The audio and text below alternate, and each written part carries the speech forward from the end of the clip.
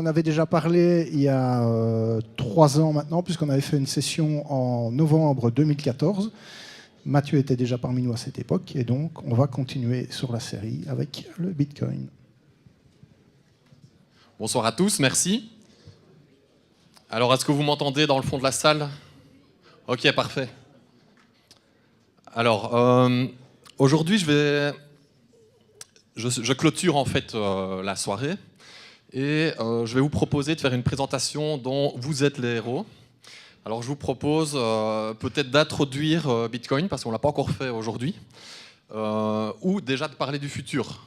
Donc, je ne sais pas, je crois que je peux également aussi, par exemple, avoir droit de réponse au débat qui a été lancé au début de cette présentation. Donc je ne sais pas comment on va faire pour voter.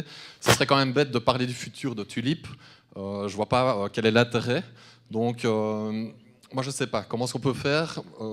Est-ce qu'on fait une introduction au Bitcoin? Parce que je pense qu'il y a quand même beaucoup de personnes qui n'ont pas vraiment rien compris en fait à l'innovation et la révolution de la chose en fait. Ouais, ben, qu'est-ce qu'on fait? Introduction, futur? Introduction, vous levez la main? Ok, bon, je crois qu'on va faire ça. Alors, mais j'avais prévu le coup en fait. Parce que, vous allez voir, on va aller à la fin de la présentation.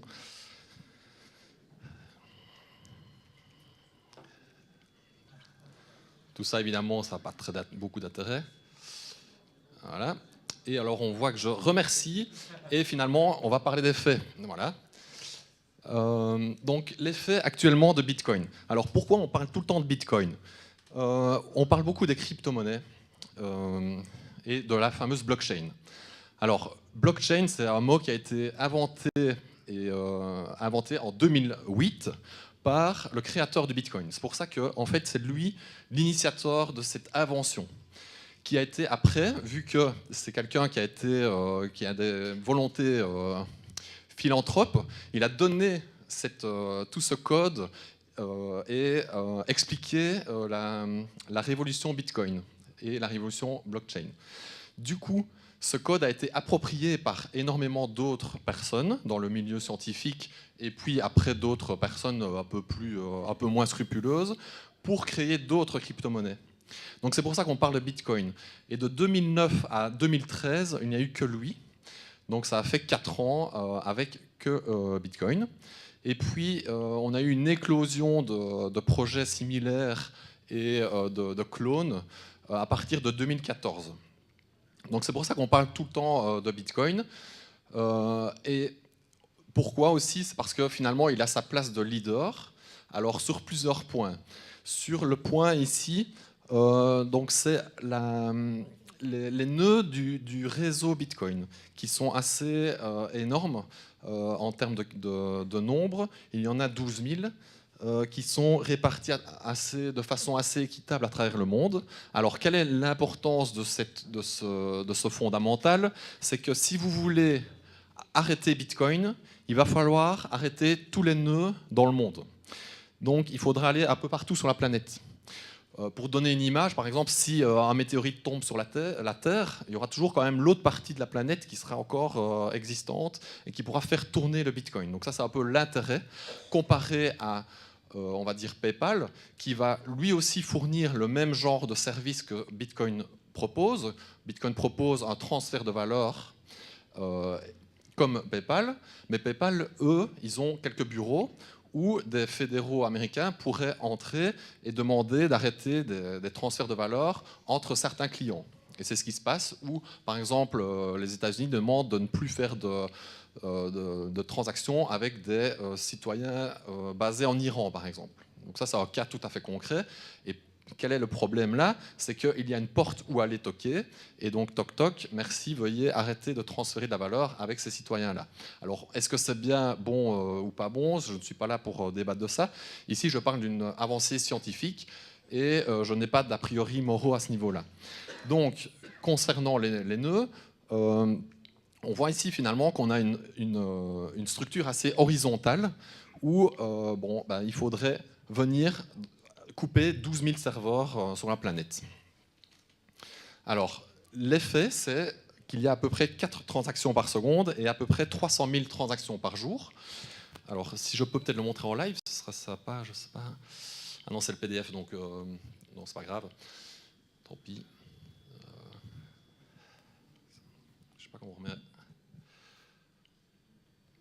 Je sais pas, tu sais me le remettre? Ok. Ah, ok. Ok, parfait. Ce qui représente à peu près 2 à 3 milliards de dollars échangés par jour à travers le réseau Bitcoin entre les utilisateurs qu'on ne connaît pas. Et on peut voir une explosion récente de ces transferts de valeur. Donc c'est le transfert de valeur en dollars. Et on a dépassé le milliard seulement il y a quelques mois, en novembre 2017. Alors forcément, c'est corrélé au cours du Bitcoin. Ok. Alors, qu'est-ce que Bitcoin? Donc, en 2009, le créateur a proposé un code dans une newsletter de scientifiques cryptographes où ça n'a intéressé que quelques doctorants. Et ça a duré pendant 1 an et demi où finalement, ça n'a intéressé qu'une dizaine de personnes. Et à ce moment-là, Bitcoin n'avait pas de valeur. D'ailleurs, dans le papier scientifique du Bitcoin, il n'est jamais mention que miner du Bitcoin, vous allez être riche. Il n'y a jamais de mention de richesse pour ceux qui sont là les premiers. Donc finalement, quelques années passent, 9 ans passent, et on a 504 contributeurs au code. En fait, tout le monde peut avoir accès au code du Bitcoin. Tout le monde peut proposer une modification. Et par exemple, n'importe qui dans la salle demain pourrait aller sur le site, donc c'est GitHub, c'est très connu pour l'open source, et pourrait dire, voilà, moi je propose de changer le nom Bitcoin en BitBelgium par exemple. Alors vous proposez la modification du code, qui est très simple. On appelle ça une demande de commit. Et si vous arrivez à convaincre toute la communauté, tous les développeurs, parce qu'il y a des débats comme ça qui se font avec la communauté Bitcoin, et vous arrivez à les convaincre, eh ben, on pourra ajouter votre commit qui va modifier le code, et vous entrerez ainsi dans dans le code de Bitcoin avec votre propre contribution. Donc pour l'instant, il y a eu 15 900 contributions de 504 personnes, et il y a eu 186 versions. Ça fait à peu près 2 par mois. Et voilà le genre de choses qu'on peut faire. On enlève par exemple cette ligne-ci, ça c'est un commit existant. Une personne a enlevé cette ligne-ci pour la remplacer par ceci. Donc en fait le code du Bitcoin est transparent et il est comme ça, il évolue comme ça depuis 2009.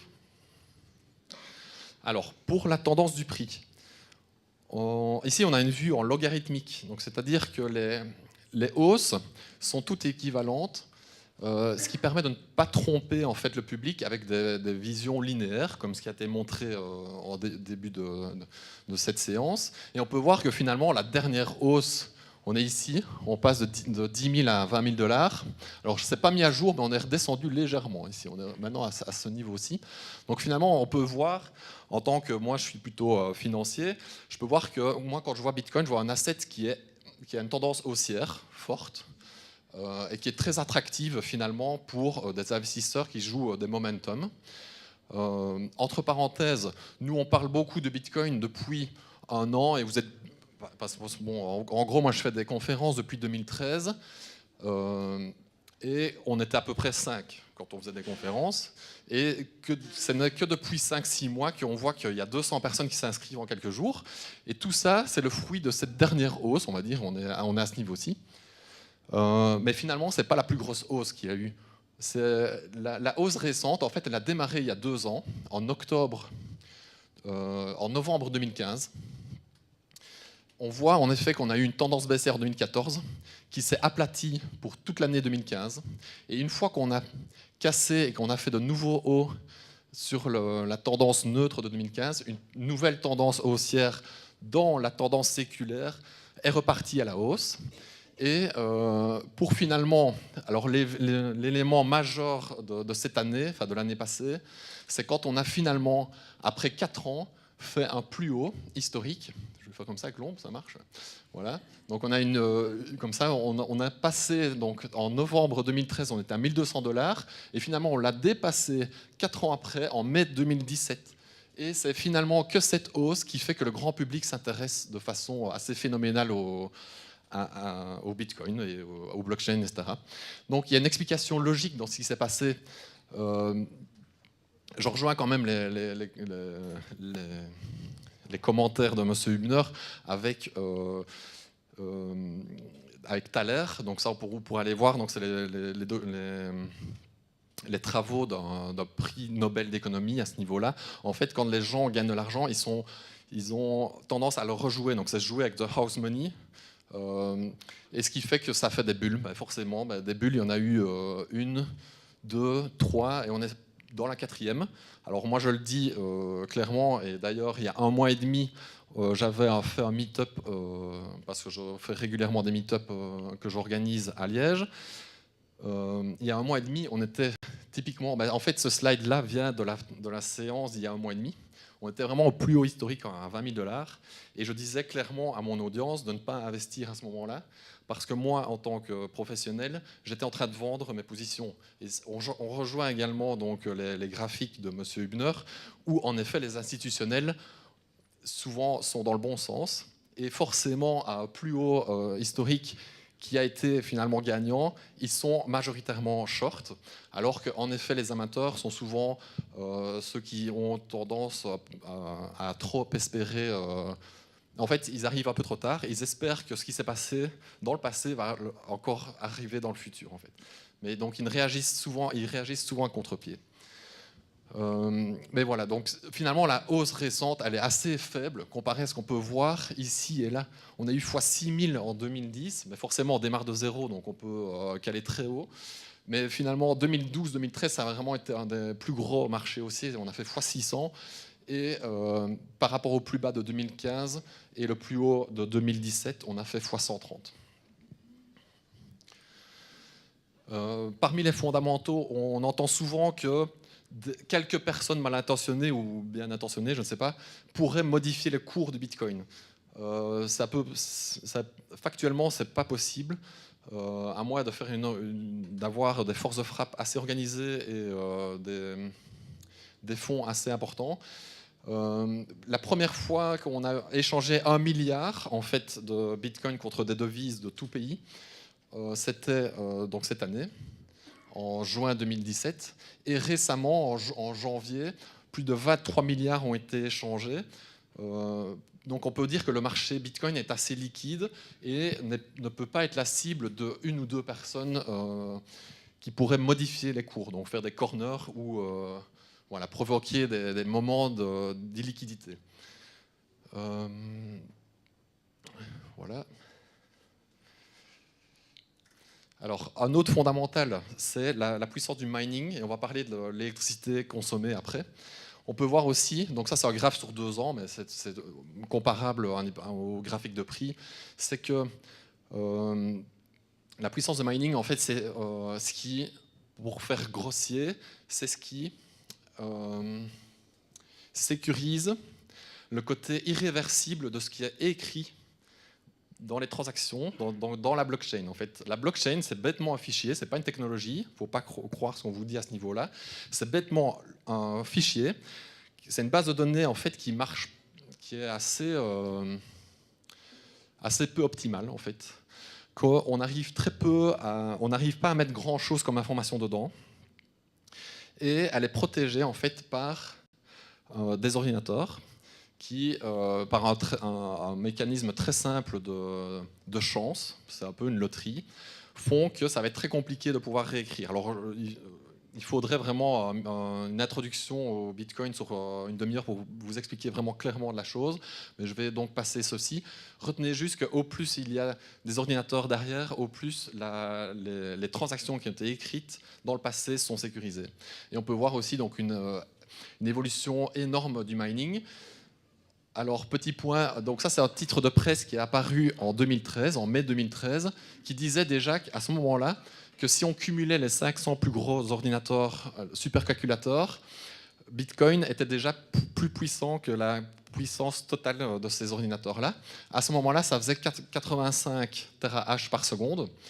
Et au jour d'aujourd'hui, on est à 20 millions de terahash par seconde. Donc il y a encore eu une évolution phénoménale à ce niveau-là. Et qu'est-ce qui motive les gens à mettre des ordinateurs? En fait, c'est tout simplement l'appât du gain. Parce que au jour d'aujourd'hui, il y a 1800 bitcoins qui sont créés tous les jours. Et ça, c'est un peu une loterie à celui qui aura, donc c'est une chance de gain pour celui qui met son ordinateur pour protéger la blockchain. Donc c'est vraiment une loterie et qui pousse les gens à allumer des ordinateurs pour le faire. Et la chance de gain est proportionnelle à la puissance de son ordinateur. On peut en mettre en série, etc. Donc il y a des gens qui vont commencer à essayer d'avoir de plus en plus de chance à cette loterie-là où il y a 1800 bitcoins à gagner tous les jours. Et du coup, ils vont dupliquer aussi les ordinateurs pour en avoir énormément. Et ce qui fait que finalement, c'est plutôt un effet du prix. Vu que le Bitcoin vaut cher, qu'il y en a 1800 à gagner, ben, ça motive les gens à allumer de plus en plus d'ordinateurs si le Bitcoin vaut plus cher. Donc en général, le hash rate, comme on avait vu un graphique de M. Hübner, qui suit la consommation électrique, suit assez fortement le prix, mais c'est plutôt un effet de l'intérêt financier sur le Bitcoin. Parlons maintenant de la consommation énergétique. Alors ça, c'est une source de Bloomberg. Donc la consommation annuelle en puissance du réseau Bitcoin, c'est 8,27 TWh. Comparé rien qu'à la production de billets de pièces, c'est 11 TWh. Et comparé à l'extraction d'or annuelle, on est à 132 TWh. Donc au final, Bitcoin est pour l'instant un nain et pourrait même, alors ça c'est une thèse que j'ai que j'ai rédigée lors d'un Bitcoin Meetup à Bruxelles et qu'on peut voir sur Internet, c'est est-ce que Bitcoin ne serait pas écologique? Imaginons qu'on n'ait plus besoin de pièces et de billets, est-ce que Bitcoin ne pourrait pas remplacer cette production? Et vous pouvez voir que j'ai mis un cercle à l'intérieur où le cercle est vert. Alors c'est moi qui ai rajouté. Et en gros, les mineurs qui doivent mettre leur ordinateur pour participer à la loterie, en fait, ils sont tellement en compétition avec d'autres mineurs qu'ils ont un intérêt à produire, à utiliser l'électricité la moins chère disponible. Quelle est l'électricité la moins chère disponible sur Terre? C'est le solaire ou l'hydraulique. Et en effet, la plupart des mineurs qui sont maintenant situés en Chine et qui sont en train de déménager, et ça c'est un autre sujet, sont principalement des consommateurs d'hydroélectrique ou alors en Islande, au Canada, de géothermie, et beaucoup en Amérique, etc., font des centrales solaires pour alimenter leurs mineurs. Donc une grosse part de l'énergie vient d'énergie verte. Et alors on peut même aller encore plus loin, c'est qu'on pourrait dire que ça serait même la Formule 1 de l'efficience énergétique verte en fait. C'est un laboratoire assez intéressant à observer et donc on est assez loin des scénarios catastrophiques qu'on peut nous dire. À ce sujet, on pourrait dire, donc ça c'est tiré d'un article Medium qui a été sourcé scientifiquement. Soit on peut choisir de dire que Bitcoin est vraiment énergivore. Alors c'est très simple, on pourrait dire Bitcoin utilise plus d'énergie que 520 000 Canadiens tous les jours, ou plus que la République démocratique du Congo, ou plus que l'Irlande. Ou on pourrait dire que Bitcoin utilise seulement 1/5 de la plus grosse centrale à charbon du monde, qui est située en Taïwan. Donc c'est à peine 1/5 de la consommation de cette centrale. Ou on peut dire aussi que Google utilisait 2 fois plus d'énergie en 2015 que le mining Bitcoin actuel. Et pourtant, on n'en a pas fait des foins à ce sujet-là. Donc voilà, donc ça c'était pour les faits. Je ne sais pas, vous avez peut-être une ou deux questions. On va peut-être faire une question-réponse. Alors, je veux bien parler du futur.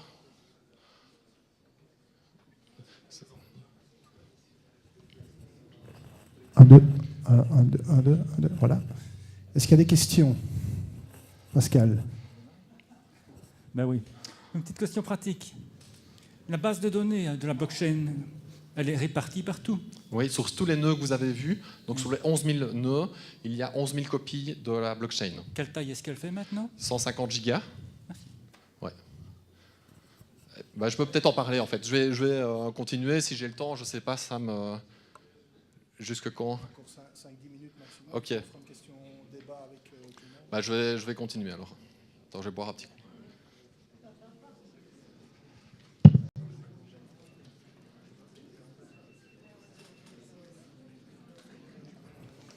Donc, alors aujourd'hui, je suis vraiment. comme Mathieu vient de le dire, il va continuer, mais simplement réfléchissez déjà à vos questions, parce qu'après on fera un petit question-réponse avec tous les intervenants de ce soir. Donc, Alors maintenant, aujourd'hui, je suis vraiment très excité parce que je peux vous dire qu'il y a actuellement une révolution qui se passe dans la révolution Bitcoin. Et je dis Bitcoin, mais je ne suis pas sectaire, je crois aussi en d'autres crypto-monnaies. Mais Bitcoin est vraiment un exemple typique de transfert de valeur incensurable. Il y a beaucoup d'autres crypto-monnaies qui ont malheureusement des portes où aller toquer, que ce soit le créateur, que ce soit peu de nœuds, que ce soit une fondation, etc. Tandis que Bitcoin, lui, est resté assez horizontal, que c'est totalement impossible de pouvoir vraiment le bousculer, alors que d'autres projets un peu plus consensuels, finalement, pourraient être arrêtés du jour au lendemain pour X ou Y raison. Donc, je vais surtout parler des bitcoins, mais on peut parler d'autres choses, mais ce n'est pas l'objet du meet-up. Alors, dans la révolution bitcoin actuelle, il y a une révolution qui est en train de se passer. J'imagine qu'une partie vu qu'on est au café numérique, une bonne partie du public connaît cette image. Je ne sais pas si quelqu'un c'est en effet l'origine d'Internet. En 1969, c'est la première image d'Internet qu'on a. C'est ARPANET. Et en fait, on est en train de vivre ce moment-là sur Bitcoin cette semaine. Je vais vous expliquer pourquoi. Alors, est-ce que Bitcoin est trop conservateur? Ça, c'est quelque chose qu'on a souvent reproché. Et vous êtes sûrement venu ici en disant bah, moi je connais plutôt Ethereum parce que on m'a dit que Bitcoin c'était un peu vieux, poussiéreux. Mais en fait, on va voir que c'est pas un bug, c'est une propriété de Bitcoin. Alors, est-ce que Bitcoin est trop conservateur? Ici, on a un graphique du nombre de transactions, du nombre de mégas que chaque bloc fait. En gros, c'est le nombre de transactions Bitcoin. On va faire un raccourci. C'est le nombre de transactions qu'il y a eu sur le réseau Bitcoin depuis son origine. D'accord? Et on est arrivé à un plafond qui était 1 méga par bloc. En gros, toutes les 10 minutes, on doit inscrire ces transactions-là. Et toutes les 10 minutes, on ne sait pas mettre plus de 1 méga qu'on rajoute à la blockchain qui fait 150 gigas. Donc on rajoute que 1 méga toutes les 10 minutes à cette blockchain-là. Et ça a été voulu parce que sinon, si on enlevait ce plafond d'un méga, on pourrait commencer à avoir un spam. Il suffirait que des agents malins fassent énormément de transactions pour que toutes les 10 minutes, finalement, on ait des gigas à mettre dans la blockchain. On ait une blockchain qui fasse des terras et des gigas, tels que les 11 000 nodes qu'on a vus commencent à cracher, en fait. Parce qu'il faudrait des nodes qui deviennent des data centers pour avoir d'assez gros disques durs. Tandis qu'actuellement, les nodes, ça peut être des particuliers comme vous et moi. Une blockchain de 150 gigas, c'est tout à fait, on peut tout à fait l'héberger. Donc il y a eu, par la volonté de son concepteur, de mettre 1 méga comme limite du nombre de données toutes les 10 minutes qu'on inscrivait dans la blockchain. Alors on a bien vu que depuis 2015, on allait avoir un souci. On avait une augmentation des transactions, on allait arriver à ce plafond-là. Et on voit finalement qu'on a résolu le problème. Mais pourquoi est-ce que ça a pris de juillet 2015 à juillet 2017 pour arriver finalement à lever cette limite? Eh bien, tout simplement parce que on a eu un débat énorme dans la communauté qui l'a même déchiré en fait, qui a duré 2 ans. Mais comme je dis, c'est pas un bug, c'est une propriété de Bitcoin. Pourquoi ça a duré 2 ans? C'est parce qu'il n'y a pas un décideur. Il n'y a pas un maillon. En fait, un décideur, c'est une force, mais c'est aussi un désavantage pour l'expérience. Un décideur, ça peut être un maillon faible de l'expérience. Et donc, vu que le Bitcoin est un un code totalement transparent où tout le monde peut y participer, finalement, on n'a jamais réussi à avoir un consensus majoritaire pour se dire qu'est-ce qu'on fait. Et ça a duré 2 ans. Donc là, c'était le problème posé, avec finalement le fameux méga toutes les 10 minutes, ça rajoute 4 gigas par mois. Et on se doute que si on multiplie par 10, on aurait 40 gigas par mois. Et finalement, quand on veut augmenter le nombre de transactions, on avait 2 solutions qui s'offraient. C'était augmenter la limite des 1 méga par bloc ou garder la limite des 1 méga par bloc. Et ce qui a été favorisé, alors le problème d'augmenter la limite, comme je venais de l'expliquer, c'est de transformer des nœuds en data center, et on perdrait les 11 000 nœuds dans le monde. Et finalement, on a voulu garder la limite de 1 méga par bloc pour favoriser des solutions off-chain. Et ça, c'est le sujet. Je vous passe la guerre civile qu'il y a eu, mais c'est assez intéressant, on pourra en parler. Finalement, donc, le Bitcoin, si on doit résumer un mot de ce qu'est Bitcoin, c'est le consensus. Vu qu'il n'y a pas de décideur, la communauté doit se décider. Et il y a 4 piliers à cette communauté-là. Il y a les codeurs, les mineurs, les business et les utilisateurs. Et ça, c'est vraiment, finalement, tout ça est englobé dans un consensus. Et on peut voir que je les ai mis sur un niveau horizontal.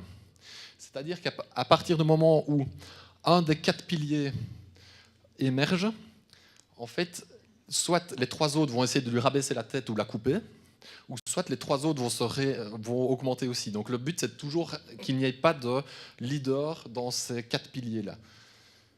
Dans les business, il y a surtout les échanges pour l'instant, parce qu'il n'y a pas vraiment de business model avec Bitcoin. Les mineurs, on a vu, c'est les ordinateurs qui, eux, ont bloqué vraiment. C'est surtout à cause d'eux qu'on a été bloqué pendant 2 ans. Ils n'ont jamais voulu accepter une update de Bitcoin. Les codeurs, et finalement, ça a été résolu grâce aux utilisateurs. Mais je pense que ça vaudrait vraiment 1 heure pour en parler. Alors, le futur, finalement,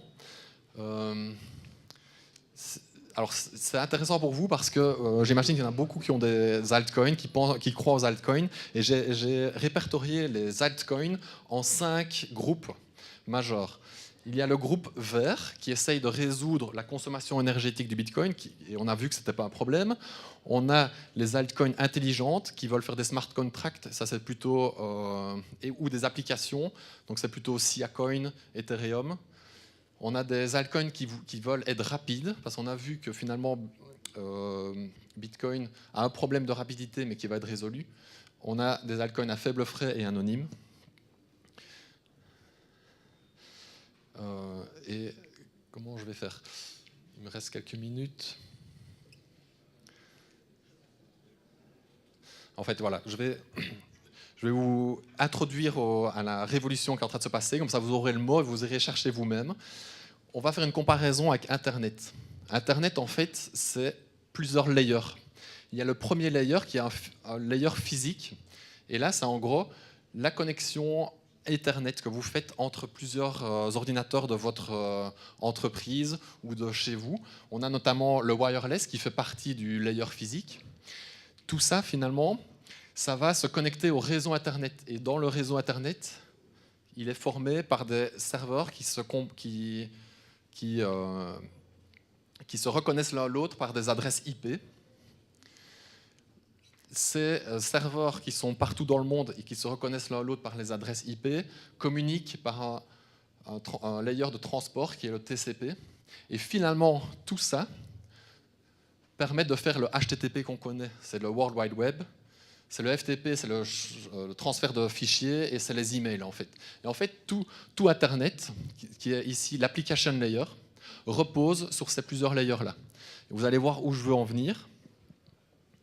C'est que pour l'instant, Bitcoin, on n'en est qu'au tout premier layer en fait. On a une utilisation assez chaotique de Bitcoin, et c'est là que je voulais montrer avec ces images-là. En fait, ça c'est l'ère Bitcoin actuelle. On a une utilisation assez chaotique. On appelle ça la tour téléphone de Stockholm, où finalement chaque particulier voulait avoir une connexion avec son oncle ou sa tante, et il fallait envoyer 2 lignes en fait, une chez son oncle, une chez sa tante. Donc on avait des connexions vraiment directes. Et c'est ce qui s'est passé finalement, c'était l'utilisation du téléphone sans passer par les réseaux. On a à peu près ce genre d'utilisation actuelle sur le Bitcoin. Ce qui fait qu'on a des frais. Donc ça, on peut ajouter des frais aux transactions pour être prioritaire. Bon, je vais passer ce concept-là, mais en gros, il y a eu des frais optionnels à la base. On voyait qu'on partait de zéro au début de l'année passée, et on est arrivé avec des frais de 20 à 30 $, ce qui a congestionné le réseau, et on ne pouvait plus faire de transactions pour acheter une bière à 5 €. On aurait pu le faire en 2015 ici au Café Numérique, mais c'est plus possible en 2017 et 2018 parce qu'il faut une transaction, il faut ajouter un frais de transaction de 10 $ à peu près, et ça n'a pas de sens de le faire pour une bière à 2 €. Et du coup, alors la révolution qui arrive, c'est finalement qu'on va mettre un layer par au-dessus. Donc on utilise la blockchain Bitcoin comme étant un layer physique sur lequel on va mettre un réseau par au-dessus et qui va interroger finalement la blockchain de façon beaucoup plus parcimonieuse. Et ce layer-là, c'est ce qu'on appelle le Lightning Network. Je vous invite vraiment à vous y intéresser, parce qu'après, ce sera la base également des applications qui vont émerger et qui vont, je pense, tuer 99% des altcoins, parce que c'est assez sérieux ce qui est en train de se passer. Et ce que je veux dire, c'est que la communauté scientifique est vraiment très, très, très, très avancée sur Bitcoin, est vraiment beaucoup plus avancée là-dessus. En fait, elle attire les meilleurs talents, vu que c'est le leader, et ils sont vraiment à la pointe, tandis que les altcoins copient généralement ce que fait Bitcoin. Et donc, dans la révolution Bitcoin est en train de se passer, et c'est Lightning Network. Voilà. Voilà. Merci à Mathieu. Alors, on va passer à une petite séance de questions-réponses. Je vais demander à Anis, Georges et Laurent